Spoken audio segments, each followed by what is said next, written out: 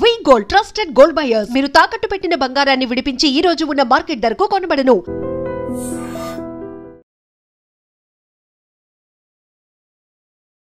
Welcome to I dream media. So జనరల్గా ఈ మధ్య కాలంలో ఎక్కువగా హార్ట్ అటాక్ చూస్తూ ఉన్నాము. యంగేజ్లోనే హార్ట్ అటాక్ అనేది వస్తూ ఉంది. అంటే హార్ట్ అటాక్ వచ్చే ముందు ఏమైనా లక్షణాలు కనిపిస్తాయా? మనం దాన్ని బట్టి ముందుగానే జాగ్రత్తలు తీసుకోవచ్చా? ఇక హార్ట్ అటాక్ వచ్చినప్పుడు ఏదైనా హార్ట్ అటాక్ కానీ ఏదైనా హార్ట్లో ఇబ్బంది వచ్చినప్పుడు స్టెంట్ వేస్తారని చెప్తారు కదా. సో దీని గురించి మనకు తెలియని విషయాలు ఏంటి పూర్తి వివరాలు తెలుసుకుందాం. మనతో పాటు ఉన్నారు ప్రముఖ కార్డియాలజిస్ట్ డాక్టర్ నవీన్ కుమార్ గారు. డాక్టర్ గారు నమస్తే అండి. నేను కరెక్ట్గా చెప్పానా? అంటే హార్ట్ అటాక్ వస్తే స్టెంట్ వేస్తారా? అంటే హార్ట్ అటాక్ వచ్చిన వాళ్ళందరికీ స్టెంట్ వేయరు. అంటే ఇన్ ద సెన్స్ ఆ హార్ట్ అటాక్ వచ్చినప్పుడు మన కొరనరీ అనాటమీ అని చూస్తాం. అంటే మన అయితే యాంజియోగ్రామ్ అని చేస్తాం. ఎప్పుడైతే హార్ట్ అటాక్తో పేషెంట్ వచ్చినప్పుడు మనం యాంజియోగ్రామ్ అని చేస్తాం. యాంజియోగ్రామ్లో ఆ వెజల్స్ అనేది సూటబిలిటీ అనేది ఉండాలి. కొంతమందికి ఏంటంటే డిఫ్యూజ్ డిసీజ్ ఉంటుంది, వాళ్ళకి స్టెంట్ అనేది సూటబుల్ కాదు కొన్ని సిచ్యువేషన్స్లో. But majority of the times 90% of the times ఎవరికైతే హార్ట్ అటాక్ ఉంటుందో వాళ్ళకి స్టెంట్ వేయడం ద్వారా ఇమీడియట్ రిలీఫ్ అనేది వస్తుంది. సో దట్ ఆ మయోకార్డియం అనేది సేవ్ అవుతుంది. సో వాళ్ళు హార్ట్ ఫెయిల్యూర్లోకి పోకుండా మనం ప్రివెంట్ చేయగలుగుతాం. సో మోర్టాలిటీ అనేది కూడా అంటే డెత్ నుంచి కూడా మనం ప్రివెంట్ చేయగలుగుతాం. బట్ కొన్ని సందర్భాల్లో ఎక్కడైతే కొరనరీ అనాటమీ మనకి సూటబుల్గా ఉండదో ఆ సిచ్యువేషన్లో మాత్రం స్టెంట్ అనేది సూటబుల్ కాదు. ఇప్పుడు హార్ట్ అటాక్ హార్ట్ ఫెయిల్యూర్ అంటే ఎట్లా చెప్తారు? హార్ట్ అటాక్ అంటే ఏంటంటే గుండెకి సంబంధించి 3 బ్లడ్ వెజల్స్ ఉంటాయి. గుండెకి మనం పంప్ చేయాలి అంటే దానికి 3 బ్లడ్ వెజల్స్ ఉంటాయి. కొరనరీ వెజల్స్ అంటాం. Left coronary artery, right coronary artery, left circumflex artery అనేది ఉంటాయి మనకి. ఆ బ్లడ్ వెజల్స్లో బ్లాక్ వచ్చినప్పుడు సడన్గా గుండెకి ఎనర్జీ అంటే గుండెకి కావాల్సిన ఎనర్జీ తగ్గిపోయినప్పుడు మనం దాన్ని హార్ట్ అటాక్ అంటాం. హార్ట్ ఫెయిల్యూర్ అనేది ఏంటంటే ఆ హార్ట్కు ఉండే కండరం ఏదైతే ఉంటుందో మజిల్, హార్ట్ మనకు మజిల్ పంప్ అవుతున్న మజిల్ ఉంటుంది కదా, ఆ మజిల్ ఏదైతే వీక్ అవుతుందో ఆ వీక్ అవడానికి కారణాలు చాలా అందులో ఒకటి హార్ట్ అటాక్. హార్ట్ అటాక్ మనం సరిగా ట్రీట్ చేయనప్పుడు అది ప్రొలాంగ్ అయ్యి హార్ట్ ఫెయిల్యూర్ అవుతుంది. అలా కాకుండా కొన్ని కార్డియోమయోపతీస్ అని ఉంటాయి. లైక్ హార్ట్ అనేది అక్కడ మజిల్ వీక్గా ఉంటుంది. కొన్ని హైపర్ట్రోఫిక్ కార్డియోమయోపతి ఉంటుంది, దాంట్లో కూడా హార్ట్ వీక్ అయ్యి కూడా మనకు పంపింగ్ తగ్గుతుంది. కొన్ని పెరిపాటైన్ కార్డియోమయోపతి, ప్రెగ్నెన్సీలో కొంతమందికి హార్ట్ వీక్ అవుతుంది. సో అలాంటి సందర్భాలు కూడా మనం హార్ట్ ఫెయిల్యూర్లోకి వెళ్తాం. అనీమియా, ఎవరికైతే హీమోగ్లోబిన్ తక్కువగా ఉంటుందో వాళ్ళకి మన హార్ట్ అనేది ఎక్కువ హైపర్ ఫంక్షనింగ్ అనేది చేయాల్సి వస్తుంది. ఫర్ ఎగ్జాంపుల్ ఒక 12 గ్రామ్స్ హిమోగ్లోబిన్ చేయాల్సిన పనిని ఫర్ ఎగ్జాంపుల్ ఒక 5 గ్రామ్స్ హిమోగ్లోబిన్ చేయాలన్నప్పుడు డిమాండ్ సప్లై మిస్ మ్యాచ్ వల్ల మనకి హార్ట్ ఫెయిల్యూర్ అనేది వస్తుంది. సో హార్ట్ ఫెయిల్యూర్ అనేది పంపింగ్ అంటే హార్ట్ మజిల్ వీక్ అవడం వల్ల వచ్చే కండిషన్. హార్ట్ అటాక్ అనేది గుండెకి బ్లడ్ సప్లై ఏదైతే ఉంటుందో కొరనరీ ఆర్టరీలో బ్లాక్ రావడం. సో హార్ట్ అటాక్ అనేది ఎక్స్ట్రీమ్లీ ఎమర్జెన్సీ కండిషన్. ఇప్పుడు ఈ బ్లాక్స్ ఉండి స్టెంట్స్ వేస్తే గుండె పదిలమా? సో ఎవరికైతే హార్ట్ బ్లాక్ ఉందో వాళ్ళని మనకు ఆ బ్లడ్ సప్లై ఇంక్రీజ్ చేసినప్పుడు డెఫినెట్గా వాళ్ళకి హార్ట్ అనేది తొందరగా రికవర్ అవుతుంది. హార్ట్ ఫెయిల్యూర్కి వెళ్లకుండా ప్రివెంట్ అవుతారు. ఆ హార్ట్ మజిల్ అనేది రికవర్ అవుతుంది.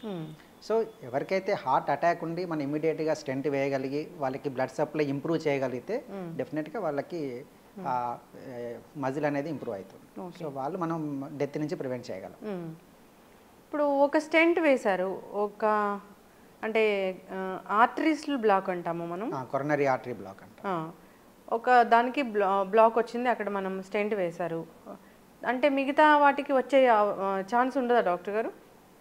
అంటే ఫస్ట్ మనకి ఏదైతే మామూలుగా బ్లడ్ వెజల్లో బ్లాక్ ఎక్కడైనా రావచ్చు, ఏ వెజల్లోనే రావచ్చు. బట్ అది యూజువల్గా ఒక వెజల్లో వస్తుందా 2 వెజల్లో వస్తుందా అనేది మనకు ఆ పేషెంట్ వచ్చిన సందర్భం బట్టి మన యాంజియోగ్రామ్ చూస్తాము, దాంట్లో ఉంటుంది. But majority of the times మనకు వచ్చే టైమ్స్లో 1 or 2 బ్లాక్స్ ఎక్కువగా ఉంటుంది. కొన్నిట్లో 3 బ్లాక్స్ ఉంటాయి. ఎవరైతే 3-4 చోట్ల బ్లాక్స్ అనాటమీ సూటబుల్గా లేని బ్లాక్స్ ఉన్నప్పుడు మనం బైపాస్ సర్జరీకి వెళ్తాం. బట్ మేజర్గా అక్యూట్ అటాక్ ఏదైతే వచ్చినప్పుడు మనం ఇమీడియట్గా first stent is the highest priority. ఎప్పుడైతే స్టెంట్ వేయలేని సిచ్యువేషన్ లైక్ చెప్పినాను కదా అనాటమీ సూటబుల్గా లేనప్పుడు అలాంటి సందర్భాల్లో మాత్రం పేషెంట్ స్టెబిలైజ్ చేసిన తర్వాత మనం బైపాస్ సర్జరీకి పంపిస్తాం. బైపాస్ సర్జరీస్ అంటే మొత్తం హార్ట్ ఓపెన్ చేసి చేస్తారా? హార్ట్ ఓపెన్ చేసి ఇప్పుడు ఫర్ ఎగ్జాంపుల్ 3 బ్లడ్ వెజల్స్ ఉంటాయని నేను చెప్పాను కదా, ఆ 3 మల్టిపుల్ చోట్ల బ్లాక్స్ ఉన్నాయి. మనం స్టెంట్ వేయాలంటే మల్టిపుల్ స్టెంట్స్ వేయాలి. సో అలాంటి సిచ్యువేషన్లో మనం బైపాస్ సర్జరీకి ప్రిఫర్ చేస్తాం. ఎందుకు అంటే మల్టిపుల్ స్టెంట్స్ ఉన్నప్పుడు number of length of the stent పెరిగినా కొద్దీ మళ్ళీ స్టెంట్ బ్లాక్ అయ్యే టెండెన్సీ అనేది పెరుగుతుంది. సో వాళ్ళకి మనం బైపాస్ సర్జరీ అని ప్రివెంట్ చేస్తాం. కొన్ని సిచ్యువేషన్స్లో ఆ బైపాస్కి మన టార్గెట్స్ అంటాం, అంటే ఎక్కడైతే బ్లాక్ కింద వెజల్ నార్మల్గా ఉండాలి. సో వాళ్ళ టార్గెట్స్ బాగా ఉంటే బైపాస్ సర్జరీ సక్సెస్ అనేది ఎక్కువగా ఉంటుంది. కొంతమందికి డిఫ్యూజ్ డిసీజ్ ఉంటుంది, అంటే పైనుంచి కింద వరకు మొత్తం డిసీజ్ ఉంటుంది. ఆ చోట్ల మనం బైపాస్ సర్జరీ చేయడం డిఫికల్ట్గా ఉంటుంది. అలాంటి సందర్భాల్లో మనం ప్రిఫరబుల్గా కొన్ని లిబరల్ స్టెంటింగ్ వేసి వీలైనంత వరకు బ్లడ్ సప్లై ఇంక్రీజ్ చేస్తాం. సో కొన్ని సిచ్యువేషన్స్లో బైపాస్ కూడా డిఫికల్ట్ అవుతుంది. బైపాస్ సర్జరీ అంటే ఆ గుండె తీసి బయట పెట్టి దాన్ని మొత్తం ట్రీట్మెంట్ అనేది ఇస్తారు డాక్టర్ గారు. అప్పుడు వాళ్ళు ఎలా వెంటిలేటర్ మీద ఉంటారా ఇట్లాగా? బైపాస్ గుండె తీయడం కాదు, మనం మామూలుగా ఏంటంటే స్టెర్నాటమీ అంటాం. ఈ స్టెర్నం ఏదైతే ఉందో దాన్ని ఓపెన్ చేస్తాము, చేసి మనం పేషెంట్ని బైపాస్ హార్ట్ లంగ్ మిషన్ అంటుంది, బైపాస్ మిషన్కు పంపిస్తాము. తర్వాత హార్ట్ బీటింగ్ సర్జరీ 2 ఉంటాయి. Heart beating surgery on pump of pump అని 2 చేస్తారు. సో బీటింగ్ సర్జరీలో ఎక్కడి నుంచి అయితే మన బ్లాక్ ఉందో బ్లాక్ని బైపాస్ చేస్తాం. నార్మల్గా బ్లాక్ ఉండే రూట్ కాకుండా మీరు create alternative route, so that మనం హార్ట్ మజిల్కి బ్లడ్ సప్లై వస్తాం. ప్రాణం పోస్తున్నట్లే, ఇంకా వెళ్ళిపోతున్న ప్రాణాన్ని మీరు నిలిపి మళ్ళీ తిరిగి వాళ్ళకి ప్రాణం పోస్తున్నట్లేగా డాక్టర్ గారు? అంతే అండి. హార్ట్ ఆ టైంలో ఆర్టిఫిషియల్గా కొట్టుకుంటుంది అంతేనా? అవును, అంటే 2 ఉంటాయి. బీటింగ్ హార్ట్ అని నార్మల్ పేషెంట్ బీట్ చేస్తున్నప్పుడు సర్జరీస్ చేస్తాము. కొన్ని సిచ్యువేషన్స్లో మనకు సర్జరీ డ్యూరేషన్ ఎక్కువ ఉన్నప్పుడు, పంపింగ్ చాలా తక్కువగా ఉన్నప్పుడు ఏం చేస్తామంటే హార్ట్ని alternate machine, heart lung machine మీద పంపించేసి then we do the surgery, then will come back make the heart to beat again. అంటే ఈ సర్జరీ అనేది ఎంత టైం పడుతుంది అసలు? సో హార్ట్ సర్జరీస్ యూజువల్గా బైపాస్ సర్జరీస్ మనకి 3 to 4 hours పడుతుంది. But depends on complexity. లోపల కాంప్లెక్స్ లీజన్స్ ఉన్నప్పుడు ఇంకొంచెం టైం ఎక్కువ పట్టచ్చు. ఎస్. సక్సెస్ రేట్ ఎలా ఉంటుంది డాక్టర్ గారు ఇది? యూజువల్గా బైపాస్ సర్జరీ ఈవెన్ స్టెంటింగ్ అయినా సక్సెస్ రేట్ బాగానే ఉంటుంది, బట్ 5 to 10% రిస్క్ అనేది ఎక్కువగా ఉంటుంది. బట్ ఎవరికైతే పంపింగ్ తక్కువగా ఉంటుందో, అంటే ఎజెక్షన్ ఫ్రాక్షన్ అంటాం, సో హార్ట్ పంపింగ్ ఎవరికైతే తక్కువగా ఉంటుందో వాళ్ళకి కొంచెం రిస్క్ అనేది ఎక్కువగా ఉంటుంది. బట్ హార్ట్ పంపింగ్ మంచిగా అంటే స్టేబుల్ ఉన్నప్పుడు మనకు వాళ్ళకి రిజల్ట్స్ అనేవి చాలా బాగుంటాయి. ఇప్పుడు హార్ట్ అటాక్, హార్ట్కి సంబంధించిన ఇష్యూస్ ఈ కోవిడ్ తర్వాతనే ఎక్కువ అయ్యాయి అంటున్నారు, వాస్తవమేనా? కోవిడ్ తర్వాత హార్ట్ అటాక్స్ అనేది పెరిగాయి. కాకపోతే రీజన్ అనేది ఏంటంటే బేసిక్గా పోస్ట్ కోవిడ్లో మనకు సెడెంటరీ స్టైల్ అనేది ఎక్కువగా అలవాటు పడ్డాం. వర్క్ ఫ్రమ్ హోమ్ కల్చర్లో మనకి ఇన్యాక్టివ్ అంటే ఇంట్లోనే వర్క్ చేయడం మూలంగా ఎక్సర్సైజ్ కెపాసిటీస్ తగ్గడం, ఒబేసిటీ అనే రిస్క్ ఫ్యాక్టర్స్ పెరగడం, సో ఇలాంటివి మనకి ఎక్కువ ఉన్న మూలంగా అదొక మేజర్ రిస్క్ ఫ్యాక్టర్స్తో మనకు అవుతున్నాయి. బట్ కొన్ని ఈ మధ్యన ఏంటంటే మనకు వ్యాక్సినేషన్ కూడా కంట్రిబ్యూషన్ చేస్తుందో అన్నారు.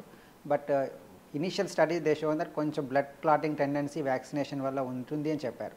బట్ రీసెంట్ స్టడీస్ అన్ని మల్టీ అనాలిసిస్ అంటే డిఫరెంట్ కంట్రీస్లో చేసిన స్టడీస్ అన్ని పూల్ చేసి మన అనాలిసిస్ చేసిన తర్వాత వ్యాక్సిన్ కంట్రిబ్యూషన్ అనేది నెగ్లిజిబుల్ అని నిర్ధారణ అయింది. సో వ్యాక్సిన్ వల్ల మనకి హార్ట్ అటాక్స్ పెరుగుతుంది అనేది ఒక అపోహ మాత్రమే.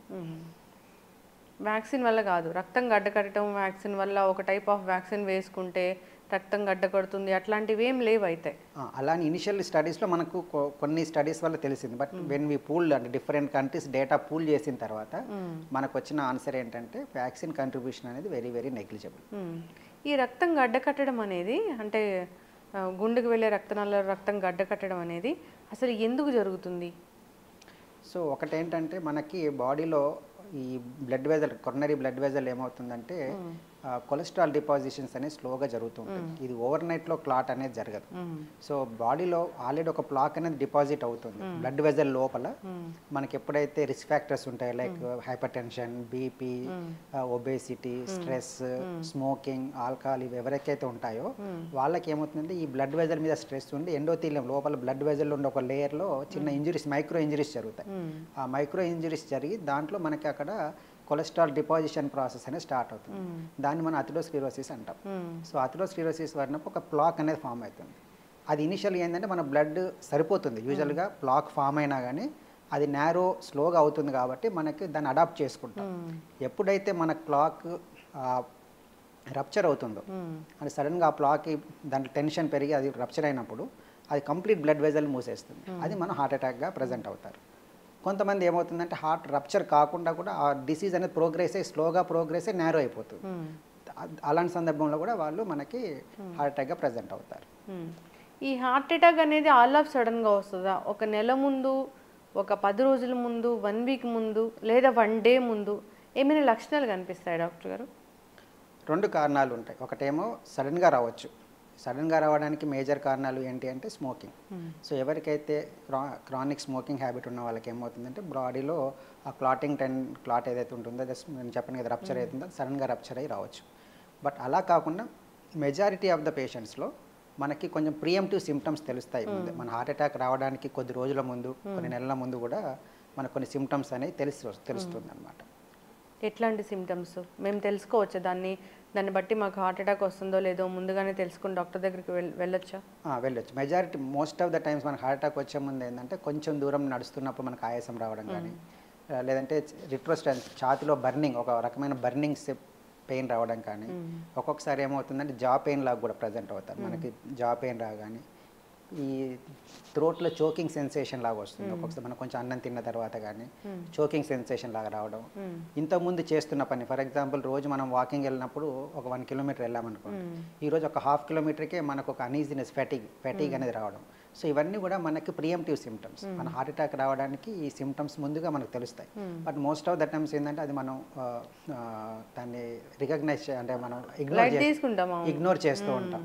అది ఈరోజు నేను ఎక్కువ అన్నం తిన్నానో లేదంటే ఈరోజు నైట్ నాకు స్లీప్ లేదనో వీళ్ళు attribute to some other thing. That's why we miss the most of these symptoms. అవును, ఇట్లా ఏం లేకుండా కూడా హార్ట్ అటాక్ రావచ్చు. ఇది ఏం లేకుండా రావడానికి వచ్చే కారణాలు చాలా తక్కువగా ఉంటాయి. Most of the times 80% of the పీపుల్లో ఏదో ఒక సిమ్టమ్ మనకు ముందే తెలుస్తుంది. ఒక 10% వాళ్ళు మాత్రమే మనకి సడన్గా వస్తాయి. లైక్ స్మోకర్స్లో ఇప్పుడు మన యంగ్ స్ట్రోక్స్ చూస్తూ ఉంటాం కదా, వాళ్ళకి మాత్రమే సడన్గా వస్తూ ఉంటాయి. But majority of the times we have the some form of symptom which we ignore most of the times. ఇట్లాంటి ఏదైనా లక్షణం కనిపించినప్పుడు డాక్టర్ దగ్గరికి వెళ్తే అసలు ఏం జరుగుతుంది అనేది వాళ్ళు చెప్పేస్తారు. అంటే వస్తుంది నెక్స్ట్ ఒక 10 డేస్లో వస్తుంది అన్నప్పుడు తెలుసుకోవడానికి ఏమైనా టెస్ట్లు ఉంటాయి డాక్టర్ గారు?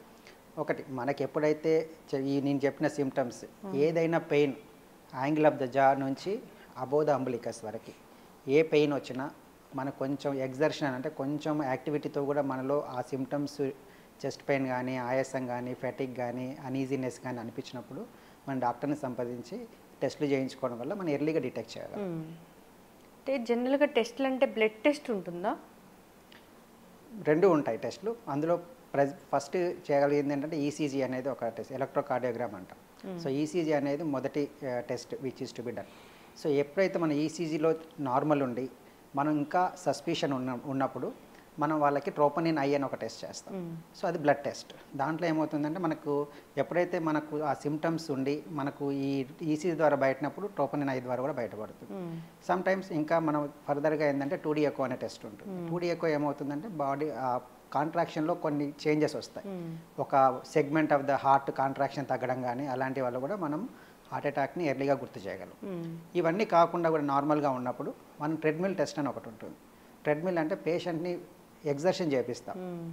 ఒక బెల్ట్ మీద గ్రాడ్యువల్గా అతని స్పీడ్ ఇంక్రీజ్ చేస్తూ హార్ట్లో ఉన్న ఈసీజీని రికార్డ్ చేస్తాం. అప్పుడు మనకు తెలుస్తుంది అతను ఎగ్జర్షన్ అయినప్పుడు ఏం జరుగుతుంది ఈసీజీలో, అది మనం ఫైండ్ అవుట్ చేయగలం. సో ట్రెడ్మిల్ ద్వారా మనము ఈ హార్ట్ అటాక్ సంబంధించిన సిమ్టమ్స్ని ఫైండ్ అవుట్ చేయగలం. అది కాకుండా సిటీ కొరనరీ యాంజియోగ్రామ్ ఎవరైతే ఈ 4 టెస్ట్లో కూడా మనకు బయటపడిన సందర్భం but still patient has symptoms ఉన్నప్పుడు సిటీ కొరనరీ యాంజియోగ్రామ్ అనే టెస్ట్ కూడా చేయొచ్చు. దాంట్లో కూడా మనకు ఫైండ్ అవుట్ అవుతుంది. దాంట్లో మన కాల్షియం స్కోర్ అనేది చూస్తాం, కొరనరీ అనాటమీ చూస్తాం, దాంట్లో మనకు తెలుస్తుంది. మాకు తెలుసుకోవాలని ఉంది ఎప్పుడైనా వస్తుందేమోనని అంటే ర్యాండమ్గా అందరూ చేయించుకోగలిగే టెస్ట్ ఏమైనా ఉంటుందా? మాకేం లక్షణాలు లేవు, తెలుసుకోవాలనుకుంటున్నాను హార్ట్ అటాక్ వస్తుందో లేదో అని, అట్లా ఏమైనా టెస్ట్ ఉంటుందా డాక్టర్ గారు? అలాంటి వాటికి చెప్పినట్టుగా ECG, 2D echo, treadmill test, ఈ 3 టెస్టుల ద్వారా మనకు ఒక 75% ఆఫ్ ద టైమ్స్ మనకు ప్రియంటివ్ సిమ్టమ్స్ ప్రియంటివ్గా మనం డయాగ్నోస్ చేయొచ్చు. బట్ 100% ఏ టెస్ట్ ద్వారా కూడా తెలుసుకోలేము. ఒక 75% వరకు తెలుసుకోవచ్చు. సిటీ కాల్షియం స్కోర్ ఇంకొక 5 to 10% అడిషన్ అప్ టు 85% వరకు కూడా మనం దాని ద్వారా తెలుసుకోవచ్చు. సిటీ కొరోనరీ యాంజియో అది డాక్టర్ చెప్తేనే చేయించుకోవాలి కదా? అది డాక్టర్ సలహా మాత్రం ద్వారానే చేసుకోవాలి. ఎందుకంటే it has high radiation exposure. అది ఎవరికైతే రిస్క్ ఫ్యాక్టర్స్ ఉన్నాయో నేను చెప్పిన ఈ 3 టెస్ట్లో మనకు ఎక్కడ బయటపడలేదు, బట్ స్టిల్ పేషెంట్ హై సస్పిషన్స్గా ఉంది అంటే మనకి సిమ్టమ్స్ తగ్గట్లేదు, అప్పుడు మనం ఆ టెస్ట్కి అనేది ప్రిఫర్ చేయాలి. ఓకే. చాలామందికి మెట్లు ఎక్కితే ఆయాసం వస్తుంటుంది. అంటే ఇన్ని స్టెప్స్ ఎక్కితే వీళ్ళకి ఆయాసం వస్తుంది అంటే వీళ్ళని సస్పెక్ట్ చేయొచ్చు హార్ట్ అటాక్ వస్తుందని అని ఏమైనా చెప్తారా డాక్టర్? అట్లా నార్మల్గా ఏంటంటే ఒక ఫిజికల్గా ఫిట్ ఉండేవాళ్ళు 2 ఫ్లైట్ ఆఫ్ స్టైర్స్ అంటే 2 ఫ్లోర్లు ఈజీగా ఎక్కగలరు వితౌట్ మేజర్గా ఆయాసం లేకుండా. కొంచెం ఆయాసం ఉంటుంది బట్ మేజర్గా ఆయాసం అనేది లేకుండా ఉంటుంది. అలా కాకుండా ఎవరైతే first one flight of stair ఒక ఫ్లోర్కి వెళ్ళగానే ఆయాసం వస్తుంది అంటే we should suspect them, we should evaluate for them. Okay. కొందరిలో ఆయాసం లేకుండా కూడా మనము హార్ట్ అటాక్ వచ్చే ఛాన్స్ అనేది ఉంటుంది. అంటే ఆయాసం లేకుండా వాళ్ళకి చెస్ట్ పెయిన్ రావచ్చు. కొంతమందికి ఆయాసం కంటే ముందు పెయిన్ అనేది కూడా వస్తుంది. సో పెయిన్ వచ్చినప్పుడు కూడా నేను చెప్పినట్టుగా ఈ జా నుంచి అంబలికస్ పైన ఎక్కడైనా మనకు బర్నింగ్ సెన్సేషన్ కానీ అన్ఈజీగా అనిపించినప్పుడు కంపల్సరీగా ఎవాల్యుయేట్ చేయాలి. ఇది హార్ట్ అటాక్ సంబంధించిన పెయినే, ఖచ్చితంగా డాక్టర్ దగ్గర వెళ్ళాల్సిందే అనేది బండ గుర్తుంటుందా డాక్టర్ గారు ఆ పెయిన్కి? సో ఆ గుండెకి సంబంధించిన చెస్ట్ పెయిన్ ఎలా ఉంటుందంటే అన్బేరబుల్ పెయిన్ ఉంటుంది. అంటే ఇలాంటి పెయిన్ నేను ఇంకా ఈ మధ్య కాలంలో ఎప్పుడూ నాకు అలాంటి పెయిన్ రాలేదు అని నీకు అనిపించినప్పుడు. నెంబర్ 2, నేను కొంచెం దూరం నడవగానే నాకు ఆ పెయిన్ అనేది పెరుగుతుంది, నాకున్న పెయిన్ పెరుగుతుంది అనిపించినప్పుడు. కొంచెం దూరం నడవగానే నా పెయిన్తో పాటు కొంచెం ఆయాసం కూడా వస్తుంది. ఇది నేను ఈ మధ్య కాలంలో ఎప్పుడు ఇలాంటి డిస్కంఫర్ట్ నేను ఫస్ట్ టైం లైఫ్లో నేను ఫీల్ అవుతున్నాను అనిపించినప్పుడు that is the time we have to reach to the hospital as early as possible. చాలామంది మాకు తెలిసిన డాక్టర్ దగ్గరికి వెళ్ళాలి అని టైం అంతా వేస్ట్ చేస్తూ ఉంటారు. ఏం చెప్తారు డాక్టర్ గారు అలాంటి వాళ్ళకి? ఎప్పుడైనా చెస్ట్ పెయిన్ సివియర్గా ఉన్నప్పుడు మనం వీ షుడ్ నాట్ డిలే. ఎందుకంటే మనం హార్ట్ అటాక్ వచ్చిన తర్వాత మనం ఎంత డిలే చేస్తే మన మజిల్ అనేది అంత డ్యామేజ్ అవుతూ ఉంటుంది. డ్యామేజ్ అయిన మజిల్ని తిరిగి ఏ డాక్టర్ కానీ ప్రపంచంలో ఎవరు తీసుకురాలేరు. అది డ్యామేజ్ కాకముందే మనం కాపాడాలి. అంటే మనం ఎంత ఎర్లీగా డాక్టర్ గారి దగ్గరికి వెళ్ళి ఎంత ఎర్లీగా మనం బ్లడ్ సప్లై మళ్ళీ రీవాస్కులరైజ్ చేయగలిగితే మన మజిల్ అంత నార్మల్కి వస్తుంది. సో మన రికమెండేషన్స్లో ఏంటంటే ఎవ్రీ 30 minutesకి the percentage of damage keep on multiply. So కాబట్టి మనం టైంని వేస్ట్ చేయకుండా నియరెస్ట్ హాస్పిటల్కి వెళ్ళి ముందు we should make our treatment first. Doctor గారు, ఇప్పుడు మెన్ ఉమెన్ వీళ్ళు ఎక్కువగా హార్ట్ అటాక్ ఎవరికి వస్తుంది? యూజువల్గా ఉమెన్స్లో వాళ్ళకి ఎవరికైతే వాళ్ళ మెన్స్ట్రువల్ పీరియడ్లో ఉన్నప్పుడు they have the protection from the heart. So up to 45 years వరకు చూస్తే men has more heart disease prone for the females. After 45 years యూజువల్గా men and women have the similar risk. అంటే జనరల్గా టెస్టులు అంటే ఈసీజీ 2D ఈకో ఇవేనా, ఇంకా జనరల్గా ఖచ్చితంగా 40 తర్వాత ఈ టెస్టులు మీరు ఖచ్చితంగా చేయించుకోవాలి అనేది ఏమైనా ఉంటుందా? సో ఇన్ అడిషన్ ఎవరికైతే రిస్క్ ఫ్యాక్టర్స్ ఎక్కువగా ఉంటాయో, నేను చెప్పినట్టు ఫ్యామిలీ హిస్టరీ ఉండొచ్చు, డయాబెటీస్ ఉండొచ్చు, హైపర్ టెన్షన్ ఉండొచ్చు, ఒబేసిటీ, స్మోకింగ్, ఇలాంటి ఎవరికైతే కొలెస్ట్రాల్ నార్మల్గా ఎవాల్యుయేషన్లో కొలెస్ట్రాల్ హై లిపిడ్ లెవెల్స్ ఉన్న వాళ్ళకి ఏంటంటే మన ఎవాల్యుయేషన్లో హెచ్ఎస్సిఆర్పి అనే ఒక టెస్ట్ కూడా ఉంటుంది. అది ఏం చెప్తుందంటే మన బాడీలో ఇన్ఫ్లమేటరీ మార్కెట్ ఎంత హైలో ఉన్నాము, మనం ఎంత ప్రోన్గా ఉన్నాము అని తెలుపుతుంది. ఎవరికైతే అది ఎక్కువగా ఉందో వాళ్ళు ఫర్దర్గా నేను చెప్పిన కార్డియాక్ టెస్ట్లకు వెళ్ళాల్సి ఉంది. HSCRP high sensitive CRP. అప్పట్లో కోవిడ్ టైంలో డైమర్ టెస్ట్ అని రాసేవాళ్ళు కదా డాక్టర్ గారు, అది ఏంటి? డైమర్ ఏంటంటే బాడీలో మనకి క్లాటింగ్ టెండెన్సీస్ ఉన్నాయి చెప్తాయి. బట్ అది ఎక్కడ ఉంటుందంటే యూజువల్గా దట్ ఈస్ నాట్ హార్ట్కి కోరిలేట్ చేయడం. లైక్ పెరిఫెరల్గా డీవీటీ అంటాం. సో లెగ్లో క్లాట్ వచ్చే టెండెన్సీ కానీ, పల్మనరీ ఆర్టరీ అంటాం, పల్మనరీ థ్రాంబోఎంబాలిజం అంటాం. అలాంటి క్లాటింగ్ టెండెన్సీస్ ఉన్న వాళ్ళలో ఆ డైమర్ అనేది పెరుగుతుంది. బట్ యూజువల్గా కొరనరీ ఆర్టరీ డిసీజ్లో డైమర్కి పెద్ద రిలేషన్ లేదు. హార్ట్ బాగుండాలి, పదిలంగా ఉండాలి, హార్ట్కి సంబంధించిన ఇష్యూస్ రాకూడదు, ఇప్పటివరకైతే రాలేదు అన్నప్పుడు ఖచ్చితంగా ఎలాంటి జాగ్రత్తలు తీసుకోవాలి? ఒకటి ఫస్ట్ ఏంటంటే మనము మన ఎక్సర్సైజ్ మీద ఫస్ట్ లైఫ్ స్టైల్ మోడిఫికేషన్తో స్టార్ట్ చేయాలి. So everybody irrespective of our age we should start minimum 40 minutes of walking every day మనం చేయాలి. నెంబర్ 1. నెంబర్ 2, మన లైఫ్ స్టైల్లో లైక్ బ్యాలెన్స్డ్ డైట్ అనేది తీసుకోవాలి. High cholesterol like junk food కానీ కాకుండా you should have the proper balanced diet చూసుకోవాలి. Number 2. Number 3 ఏంటంటే మనకు హ్యాబిట్స్ లైక్ స్మోకింగ్, ఆల్కహాల్ ఉంటే వాటిని క్విట్ చేయాలి. తర్వాత మనకు ఆల్రెడీ డిసీజ్ ఉన్నాయి లైక్ డయాబెటీస్ కానీ హైపర్ టెన్షన్ ఉన్నాయి, వాటిని కంట్రోల్ చేసి మెడికేషన్ అనేది రెగ్యులర్గా వాడాలి. నేను 2 రోజులు అటు వెళ్ళాను, ఈ ఊరు మిస్ చేయడం వల్ల ఏమవుతుందంటే మన బాడీలో ఆ రిస్క్ అనేది పెరుగుతూ ఉంటుంది. సో ఒకరోజు స్కిప్ చేసినా మనకు ఆ రిస్క్ అనేది పెరుగుతూ ఉంటుంది. తర్వాత ఏంటంటే ఒబేసిటీ నవ్వు ఏమవుతుందంటే ఈ ప్రజెంట్ జనరేషన్లో సెడెంటరీ స్టైల్, చిన్నపిల్లలకి మనం we are because taking care of the children so carefully, so their childhood obesity is happening. So అదేమవుతుంది, చైల్డ్హుడ్ ఒబేసిటీ ఇది silent risk factor for all the people nowadays. And another thing is the obstructive sleep apnea అంటాం. Obstructive sleep apnea అంటే కొంతమంది obese ఉండడం వల్ల కూడా, కొంతమంది normal obese లేకపోయినా అవుతుందంటే స్నోరింగ్ అనేది వస్తుంది నైట్లో. సో ఆ స్నోరింగ్ అనేది కూడా మనకి స్లోగా ఆక్సిజన్ లెవెల్స్ని బాడీకి తగ్గించి అదొక రిస్క్ ఫ్యాక్టర్. సో ఈ రిస్క్ ఫ్యాక్టర్స్ ఉన్నప్పుడు మనం లేకుండా చూసుకొని ఆ ఉన్నప్పుడు మనం ఎర్లీగా ట్రీట్మెంట్ తీసుకోవడం మూలంగా వీ కెన్ ప్రివెంట్. ఎస్, ఖచ్చితంగా డాక్టర్ గారు. అట్లాగే బీపీ గురించి డాక్టర్ గారు, బీపీ ఎంత ఉంటే అది నార్మల్ బీపీ లెవెల్ అంటాము మనము? నార్మల్గా బీపీలో 2 కాంపోనెంట్స్ ఉంటాయి. ఒకటి సిస్టాలిక్ అంటే పైన 120/80 అన్నాం అనుకో, ఆ 120 అనేది సిస్టాలిక్ కాంపోనెంట్, 80 అనేది diastolic component. So systolic component 120 కిందకి ఉండాలి, 120 కన్నా తక్కువగా ఉండాలి, అండ్ డయాస్టాలిక్ అనేది అప్ టు 80 వరకు ఉండాలి. బట్ 120 నుంచి 140 వరకు కూడా మనము we can consider as a normal, but they are the pre hypertensive patients కాబట్టి వాళ్ళు మనం కేర్ఫుల్గా ఎవాల్యుయేట్ చేసుకోవాలి. కింద డయాస్టాలిక్ కాంపోనెంట్ 80 to 89 వరకు మనం వాళ్ళని ఎవరైతే ఆ మధ్యలో ఉన్నప్పుడు we have to change our life style, salt తక్కువ తీసుకోవడం కానీ, ఒబేసిటీ ఉంటే వెయిట్ తగ్గడం కానీ, అలాంటి లైఫ్ స్టైల్ మోడిఫికేషన్ చేసుకోవాలి. సో ఎప్పుడైతే మన BP systolic 140, diastolic 90 and above start అవుతుందో that is where we need to take the treatment.